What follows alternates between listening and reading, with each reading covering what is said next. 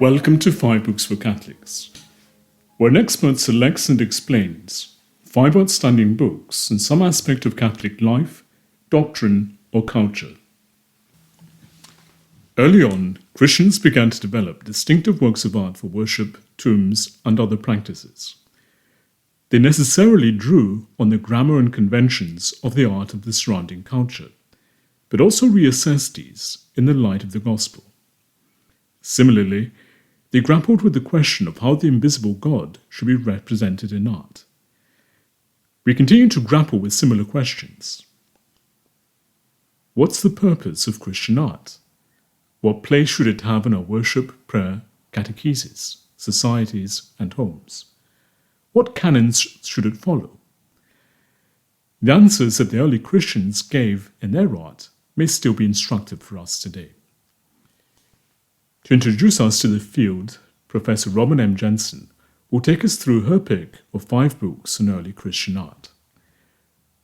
Robert Jensen is the Patrick O'Brien Professor of Theology at the University of Notre Dame, a Fellow of the Medieval Institute and the Nanovic Institute for European Studies, and a concurrent faculty member in the Department of Art, Art History, and Design. She specializes in the history of Christian and Jewish art and architecture, primarily from the 3rd to the 9th century. She is past president of the North American Patristic Society and the Society for the Arts in Religious and Theological Education. Her books include The Cross, History, Art, and Controversy, and Understanding Early Christian Art, originally published in 2000, and the second edition was published in 2023. She serves as co-editor of the Routledge Companion to Early Christian Art and the Cambridge Handbook of Late Antique Archaeology, both of which are forthcoming. Professor Robin Jensen, welcome. Thank you. When does the period of early Christian art end, and what are the main phases of early Christian art's development? You know, it's an interesting problem of saying what we mean by early, since most scholars accept that there really isn't anything we could identify as Christian art until about the beginning of the 3rd century, and that's an issue unto itself. But mainly, we sort of think of Christian late antiquity and early Christian art as sort of being contemporaneous. So I would say when I use that language, I sort of mean anything from about the year 200 to about the middle of the 6th century or the beginning of the 7th. But you could push it a little bit later. I generally try to say I don't get into the later period because I think of that as more early Byzantine or early medieval, and I'm not myself ready to take on the iconoclastic controversy as such. So I think of that time period before we think of the iconoclastic controversy in the Second Council of Nicaea as early Christian art. Others might choose a different timeline, but that is the one I kind of use.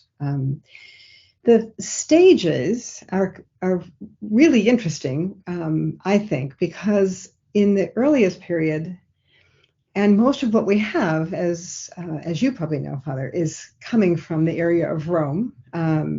We don't have a lot of examples from the East, and we do have other examples from the western part of the Roman Empire, but the concentration of our early Christian material is really from around the environs of Rome. And we think of the catacomb paintings, we think of early carvings on Christian monumental sarcophagi or burial boxes that are marble, but sometimes limestone. And that's a wonderful collection that we have, both in Rome and also some other places, Naples maybe, and Arles in Gaul. So the stages, I think, if we think about the very earliest iconography, and I'm going to say iconography now rather than art, because that's another whole question that we might want to get into. But we start with sort of symbolic, simple things. We have, and I think of those as the simplest forms of birds and praying figures and shepherds and sheep and But very early, what distinguishes Christian art, I think, makes it more identifiable is the sort of unique biblical scripture scenes. And those are some of the earliest images we have, and they dominantly come from the Hebrew scriptures or the Christian Old Testament. So we have, and that allows us to sort of say these are not just generic Roman images, these have now become Christian specifically. And we have images of Adam and Eve, Noah, Abraham and Isaac, Daniel in the lion's den, Moses first striking the rock. This is the first images we have. Moses receiving the laws a little later. We get the three using the fiery furnace, some of Susanna, but we get these, even Job maybe, but that's a little later. We have really images that are dominantly from the Hebrew scriptures or the Christian Old Testament, which is a really interesting problem in itself. But then fairly early, and around the same time, some of the earliest New Testament images are going to be Jesus' baptism by John the Baptist, Jesus raising Lazarus, Jesus working some miracles of changing water to wine. Even more early, the miracle of the multiplication of loaves and fish.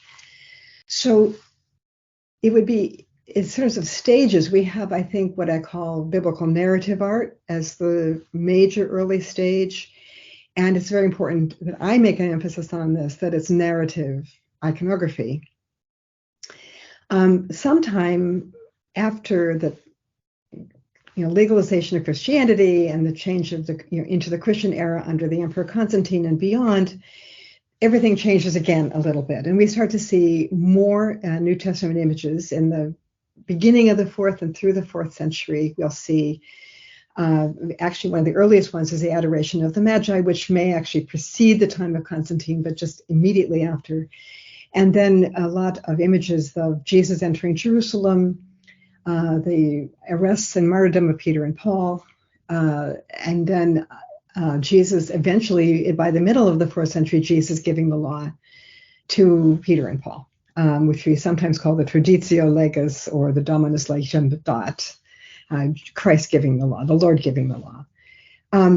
What we don't see, and this is something to discuss, is anything clearly of the crucifixion. We have some references to the Passion story, Jesus' trial before Pilate. Sometimes we see Simon of Cyrene carrying the cross, but we don't have a crucifixion and really before the 5th century, and that's something to discuss, but with some very rare exceptions. And that's surprising to people who think of the crucifixion as the predominant Christian icon, really, for the West especially, for Western Catholics especially. What happens at the end of the 4th century, and this is something I've spent the last book discussing, is a transition out of sort of the symbolic images. The Good Shepherd and these kinds of things begin to gradually disappear, and biblical images gradually begin to recede in prominence. And what we see is a development, what I call, of portrait images. More and more images of saints and Christ and the Virgin Mary without any narrative context. So by the end of the 4th century and through the 5th, what we'll see in the big decoration of these major basilicas that are now being built are going to be presentations of Christ with saints or the Virgin Mary with saints. You will still see some cycles of biblical narrative images, sometimes on the sides of the walls of churches, but it's a really interesting transition to what we didn't have before, really, was any kind of portrait of the saint. And so that's what I call the emergence of an icon. That's a little controversial. Not all of my colleagues in art history would agree with my using that terminology, but I think it's fair for me to say that I'm using it very consciously. I'll stop at that for a moment and have you follow up. No, well, you've written a book, I believe, called On the Cross, History and Controversy. Do you cover this issue also in that book? And what were your conclusions? Why did the depiction of the cross emerge relatively late in early Christian art? It's I don't know that I have a perfect answer. I did write a book. I wrote a lot about this in that book. Sometimes people would say, and I wouldn't agree with, that the cross and the crucifixion is not as important to early Christians as it is to later Christians. I don't actually agree with that idea, because it's certainly very prevalent in the writings and in the prayers of Christians in the early period. So, and you can't avoid it in the scripture and in the epistles of Paul. So it just seems like that's not the right answer to me. And we have in the Christian apologists, people like Justin Martyr or Tertullian, Minucius Felix. You have a lot of references to cross images that are not specifically crosses, but they say you see the cross everywhere in the world. So you see it in a ship's mast. You see it in the plow that a farmer uses to plow the field. And so you might see it in the soldier's statue, the trophy a soldier would set up in a field, and so forth. So you see it everywhere, but you don't actually see a cross as such, and that's kind of interesting. So we have what we might call kind of like crypto crosses or allusions to the cross. But we don't actually have the cross in art as such until a few maybe simple crosses that could appear in the 3rd century in catacombs. But a crucifixion image is really late.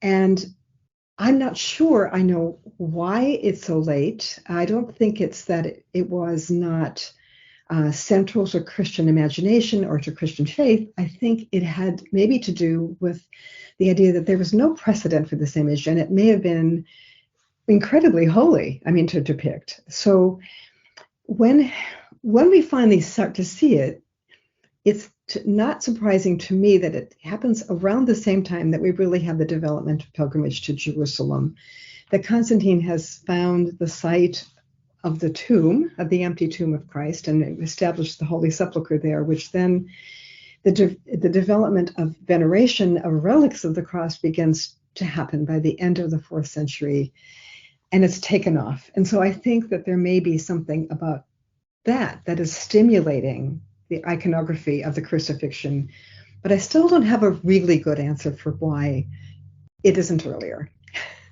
I wish I did, but I sort of have to say, I can tell you when I think it happens and why I think it emerges when it does. And I am quite sure that it was always central to Christian imagination and teaching and faith, but I don't know exactly why it isn't present earlier than that. And would the initiation of portraits, did that have something to do with the building of churches after the legalization of Christianity, where there was more focus on liturgical? Because if you're painting images of Christ, the Virgin, and the saints, it's almost centered on their scatological presence in the liturgy. Mm. And I think that's absolutely right. I think one of the things that may inhibit the idea of portrait images earlier is that we do have this big discussion of why should Christians be iconic or against pictorial images, and that's a big discussion. And so for some people still would argue that, and I still see it in history books, mainly Protestant history books written by Protestants, I'll tell you, but saying that Christians are reticent about any pictorial art because of the Second Commandment's prohibition of graven images. That I don't accept that, because Christians made images in the 3rd century, and there wasn't anything that actually prohibited Christian narrative images. What I think Christians avoided was, in fact, anything that was like a pagan cult images of a god. And so they were probably reticent about any 3-dimensional statues, and they still in some places are, because it could look a little bit like a pagan cult statue, and anything that would prompt direct prayer to the image itself. And so a narrative image like Abraham offering Isaac for sacrifice or Noah in his ark aren't as likely to prompt prayer, because that's more of a didactic or edifying kind of image. Whereas the development of the portrait in the end of the 4th century emerges at a time when pagan cultic practices are going away and are no longer in any way threatening, I think, to Christians. And they start to develop an idea that you could actually pray to an image depicts. And this is clearly happening at the end of the 4th century to me and into the 5th century. So I think it's a change of practices that has a lot to do with liturgy, devotional practices at the time. And it may emerge and develop because Christians are no longer so worried about falling into what I would call mistakenly venerating the wrong kind of thing or mistakenly venerating the wrong image of God. So, yeah. And is this the subject you've covered in your last book, From Idols to Icons? Yeah, that's exactly right. And what led you to become a scholar of early Christian art? That's a good question. I actually started out as an undergraduate as an art student. So I was an studio art student, and then I went on to, I taught art for a little while in the US, and then I went to seminary because it's a long story there, but then I went back to art school. So I've been sort of integrating, I think, the practice of art and theological education and my own theology for a long time. And then in my doctoral studies, I'd gotten really hooked by the history of Christianity. It just fascinated me. I'm a sort of historian, of course. And so I was trying to find ways of integrating both the visual arts that I had studied so much and practiced with my interest in the history of Christianity. And it was a long time ago now, but I realized that there weren't a lot of people actually doing this integration and looking at what we could know about the history of Christianity, not simply from the texts that are left to us, but also from the material evidence that we have, the architecture and the images and the iconography. And I think it's a way of really enriching the study of the history of Christianity and really filling it out in a way that if we ignore the material culture, we lose a lot. We don't have that access to the ways that many of the ordinary people would have encountered and experienced their religious faith and practiced it. And what has been the focus of your research? Most of my research has been a study of early Christian art, and it's mostly, again, in the West. But I've also been very interested in architecture. And so I have my first works were actually on the development and design of baptistries, baptismal fonts and baptismal chambers in early Christianity. And so I try to sort of shape my research around the ways that we can know more about the life and faith and practice of early Christianity through the environments in which this took place, the settings and the decoration of those settings. And so it really I'm trying to make it a whole study. I've really been very involved, not as an archaeologist, but as someone who studies archaeology and the works of archaeologists as well. And I've been just finished teaching a class on the history of Christian architecture. So I keep pulling all these things together, and I hope that I open up new ways of thinking about the history of our faith.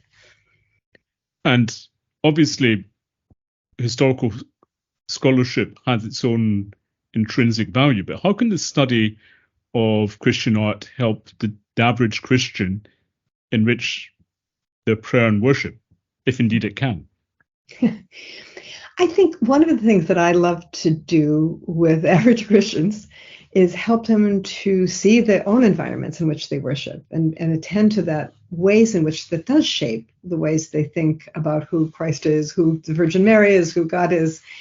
As we know, liturgy is the way we shape most people, really shape their faith. I mean, most average Christians don't go off to study theology, any kind of 3-year study, or even necessarily any formal study. And so what we what we experience first and foremost, I think, in our Christian lives is liturgy, and that liturgy takes place in spaces that are decorated. So, a scholar at Duke a long time ago, well, not so very long, I suppose, Mark Chaves, had said, and I think he's right, that the way that people encounter art, most people encounter art in church. It's music, it's artwork, it's the liturgy, it's gesture, it's movement, and so these are forms in which we know we experience our faith, we learn about our faith, and so I like to help people to see how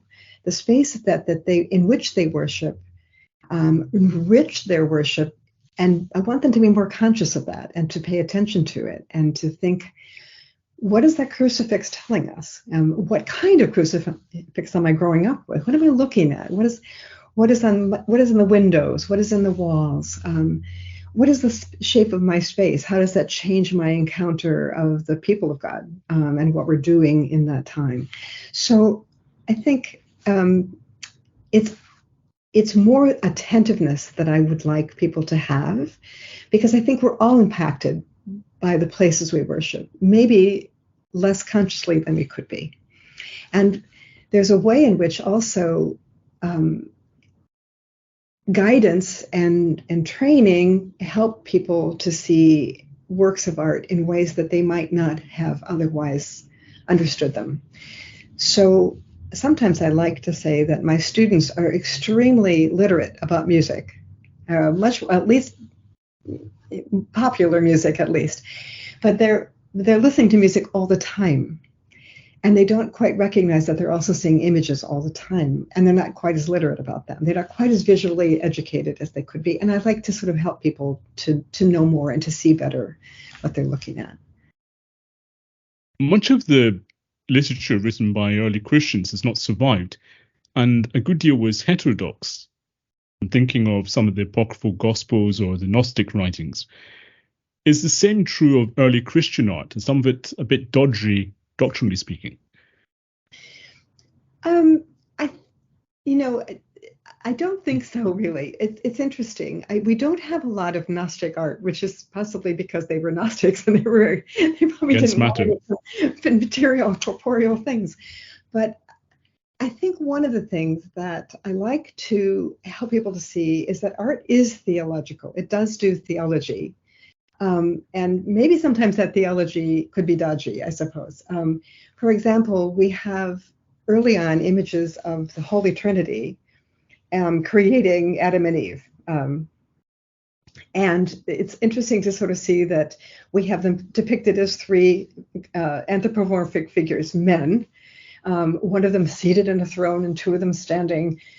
So that could be sort of a dodgy, can we do images of God? We say God is invisible, incorporeal, and yet artist has to depict something. So that one could argue with that, but then I think there's a sort of freedom, and artists are never trying to be literal, and maybe we mistake that idea of often. I'll jump a little ahead and say I often get the question of how do we depict Jesus, and why are we depicting Jesus as a Caucasian man and not as a Palestinian man? And I'm saying artists have a freedom to express something. They're not trying to tell you this is what it really is. They're trying to help you to understand it better. And so the Virgin Mary can be depicted as in a Dutch dining room wearing a velvet dress. And we know she didn't probably live in a Dutch dining room and didn't have a velvet dress, but we're trying to say something about her beauty, about her who she was. I don't think an artist was mistaken in that. So sometimes I think there's some dodginess. There's an example I sometimes use, and it's a little complicated, but there's a church in Ravenna that has contrasting images on two sides of the church. On one side of the church, there's small mosaic images, a cycle of images that show Jesus in his earthly life, working miracles and teaching and healing people and calling his disciples. And he is youthful and doesn't have a beard. On the other side of the church, it's starting with to the Last Supper and goes all the way through the Garden of Gethsemane scene, Jesus being arrested, trials before Herod and Pilate, and on into the empty tomb and past into his post-resurrectional appearances. And he has a beard. So trying to explain why these two cycles are so distinctly different. Some people will try to say, oh, there's different workshops or who knows. And my answer is actually that there's a theology of this that, and it's probably, maybe it's a heterodox theology. So it may be that on the side where he's beardless, the artist isn't saying that Jesus has not yet fully come into his glory.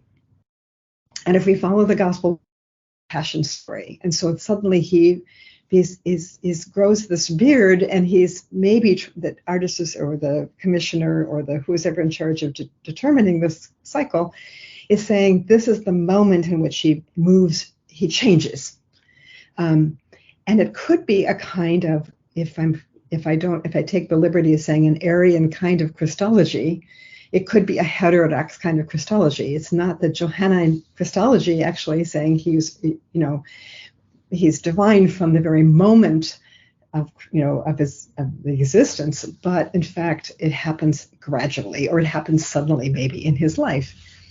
So I think there could be moments when we can look at art and we can say, I think there's something wrong with this image, and it probably isn't what we want. It probably isn't showing the right kind of thing if we follow a kind of orthodoxy about Christology or Trinitarian theology.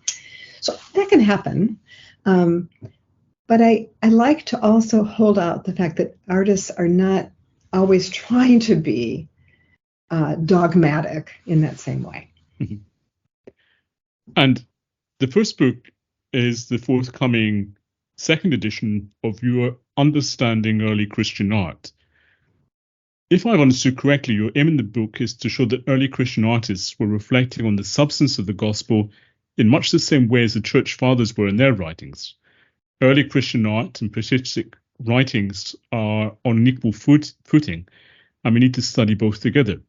Mm-hmm. Like the latter, early Christian art and its exegetical, symbolic, liturgical, and iconic functions communicates theological ideas and meditates upon them. Is that a correct description of your book? And that's a good description. Thank you. I appreciate that. What are the main ideas you were trying to get across? So I should say that was the first book I wrote. I wrote it 25 years ago now. I'm just out of graduate school. Maybe I was still even finishing graduate school when I started this project. And so it was a very audacious thing at that stage of my life to write. And over the years, the press has come back to me and could I do a second edition? And I've always known that I probably should. And when 25 years on, many things I thought about differently than when I wrote that book. I've learned a lot more. I've learned a lot from my colleagues. There's been a huge number of new things written that I've learned from and appreciate, and I've been able to incorporate those a little bit into this new book and some more ideas that I have, including some more argumentative passages, perhaps. So it's probably less of a primer and more of a kind of overall argument.